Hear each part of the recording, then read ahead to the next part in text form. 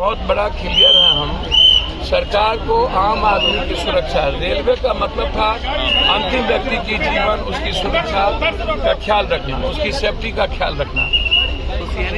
अच्छा, वो क्या कॉरिडोर क्या यार बात कर रहे हो आप? क्यों बात आप उससे कर रहे हो?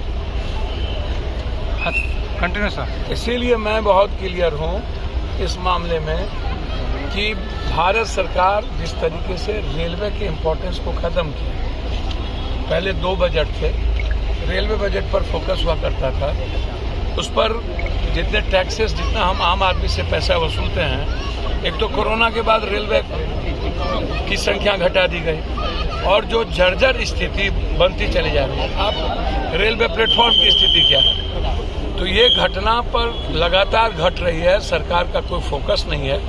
20-20 लाख रुपया का मुआवजा, इंक्वायरी हो, जो इसमें दोषी हो उसको सजा किया जाए। 100 किलोमीटर प्रति घंटा तो ये डिरेल हो जा रही है, तो फिर बुलेट कैसे चलेगा सर? भैया मैं वही बात आपको कह रहा हूँ ना, वंदे मातरम भी देखिए ना आप, एक राजनीतिकरण रेलवे का हो जाए और हर चीज़ों में राजनीति ढूंढा जाए, सियासत ढूंढा जाए, कृषि है, आपको क्या कहते हैं, अस्पताल है, एजुकेशन है, रेल है, इन सब चीज़ों में राजनीति को नहीं ढूंढी जा सकती है।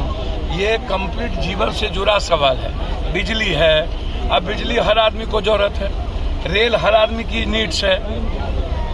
तो आप सिर्फ, अब इससे पहले क्या सुनिए, इससे पहले राजधानी नहीं चली थी, शताब्दी नहीं चला था, इससे पहले बड़े बड़े वीआईपी गाड़ी नहीं चली थी, उस पर हाय तोबा कहाँ मचती थी? आज हाय तोबा कहाँ मच रही? क्यों मच रही है? निजीकरण कोई कहीं देखकर अगर नहीं पर निजीकरण को लेकर के तो मामला है ही।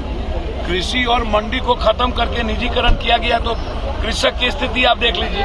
पूरा रेलवे को निजीकरण की ओर आप पूंजीपतियों के हाथ में देने की बात कर रहे हैं। मैं तो बिल्कुल इस मामले में हूं कि रेलवे का कम से कम निजीकरण न हो। आप तो जहाज को कर दिए निजीकरण, रेलवे का निजीकरण न हो किसी भी कीमत पर।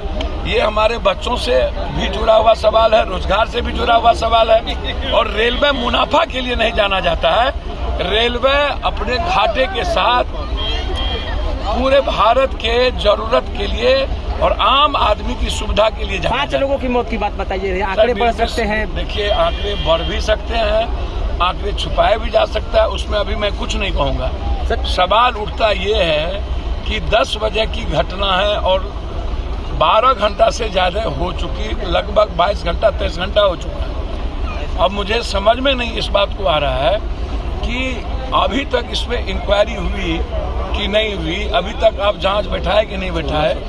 तो सवाल अभी सीधा है कि आप जल्दी से ट्रैक को खाली करके, ट्रैक कैसे आम दिनों की तरह ये ट्रैक चालू हो, इस पर अभी काम करने की जरूरत है। घायल कम से कम जितना उसको खर्चा लगे उस पर भारत सरकार उसको देने की जरूरत है, और जो मृतक है उस परिवार को 20 लाख रुपया देने की जरूरत है, और जो दोषी है उसको सस्पेंड करने की।